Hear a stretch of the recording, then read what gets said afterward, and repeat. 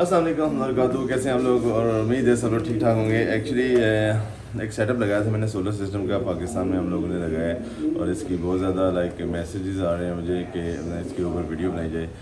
सो मैंने सोचा why not, बना लेनी चाहिए क्योंकि बहुत से लोगों को इस चीज़ की ज़रूरत है।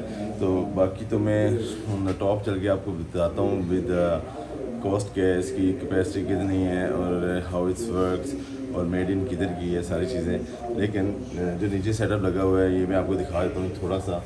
आपको एक रूम बनाना पड़ेगा, उसमें ये कन्वर्टर लगाना पड़ेगा, सोलर सिस्टम जो कन्वर्ट करता है बैटरीज में, ठीक है।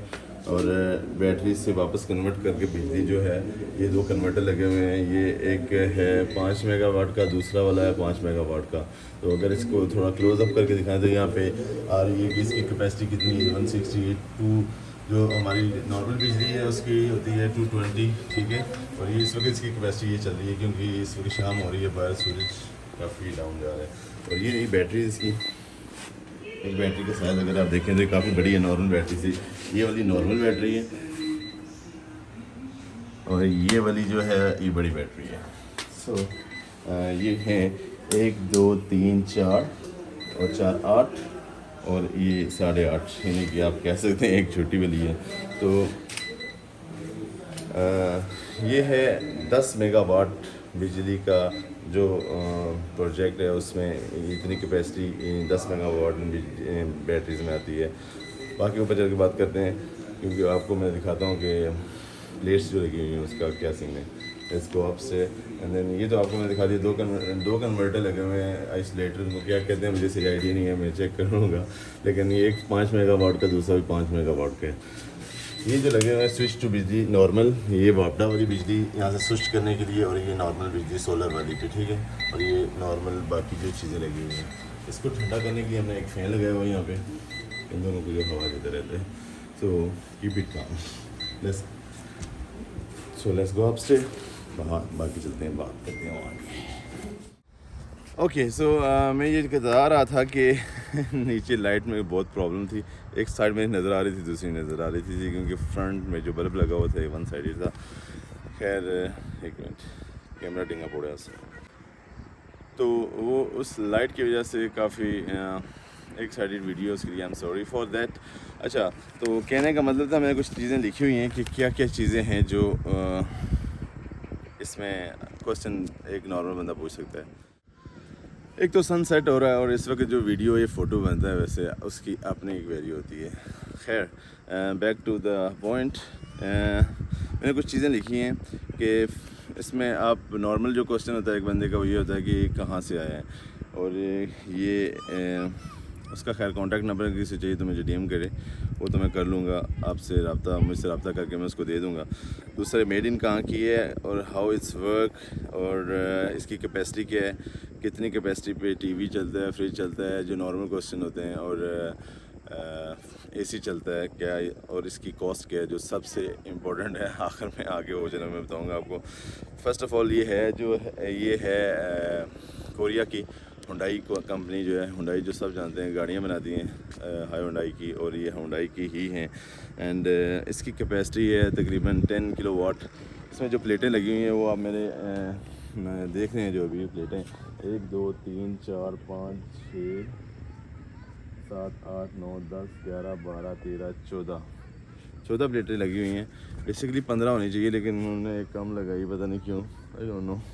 कुछ हमने बोला था 10 किलोवाट के लिए, लेकिन 9.8 समथिंग ऐसे कुछ किलोवाट बनता है इसका कैपेसिटी के हिसाब से। इसके प्लेट के ऊपर लिखा भी होता है कि इसकी कैपेसिटी कितनी है, एक प्लेट कितनी कैपेसिटी, यानी कि कितनी बड़ी प्लेट होगी उस हिसाब से ज़ाहिर है उसकी कैपेसिटी भी होगी। जैसे कि आप ये देख रहे हैं मेरे पीछे जो है ये छोटी प्लेट है, उस तरफ वाली बड़ी वाली प्लेट है, ठीक है। सेम साइज़ आई थिंक, लेकिन जोड़ के लगे। सो हर एक के साथ एक टैग लगा होता है और उसके ऊपर लिखा होता है कि कितने किलोवाट ये प्रोड्यूस कर सकती है फुल कैपेसिटी, यानी कि फुल रोशनी में। ये जो आप स्क्रीन में देख रहे हैं ये वही सेम टैग है, इसके पीछे लगा होता है, तो I can't show you in video. So उसके बाद वर्क कैसे करती है। हाँ, हम लोगों ने लगाई हुई है हमारे इर्द गिर्द, जैसा कि आप अभी देख रहे हैं हमारे घर के आसपास कोई मकान नहीं है, कोई हमसे ऊंची इमारत नहीं है, ना कोई दरख्त है।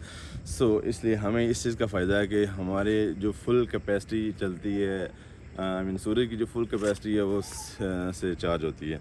हाँ, जब ये बादल आते हैं, लाइक क्लाउडी वेदर होता है, तो क्लाउडी बादल में ये मसला है कि फुली चार्ज नहीं होती, तो आपको कैपेसिटी कम शो करेगा। अगर फुल दिन में ये होता है कि ये चार्ज भी करता है और आपको बिजली आप डायरेक्ट भी चला सकते हैं इसके साथ। एंड अगर आप चलाते हैं इसको दिन में चार्ज हो, दूसरी आप वापडा वाली बिजली चलाना चाहते हैं वो भी चला सकते हैं, बैलेंस्ड है। अगर आपको रात को फिर क्योंकि आपने बिजली इसी से यही चलानी है, वापडा वाली ख़त्म करना चाहते हैं, तो मेरा ये वैसे यही है कि आप वो ख़त्म ना करें, क्योंकि मैकेनिकल इश्यूज़ आते जाते रहते हैं, वो तो चलता ही रहता है। वैसे जब से हमने लगाया हुआ है हमें आज तक कुछ नहीं हुआ।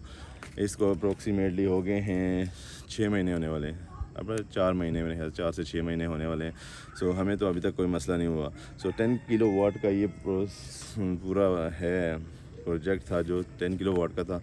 इसमें हम लोगों ने AC 4 AC लगे हुए हैं एंड TV चलते हैं 2, उसके बाद फैंस जितने मर्ज़ी चला लो, आई थिंक उसमें कोई मसला नहीं है। 8, 10, 12 और लाइट्स चलती हैं।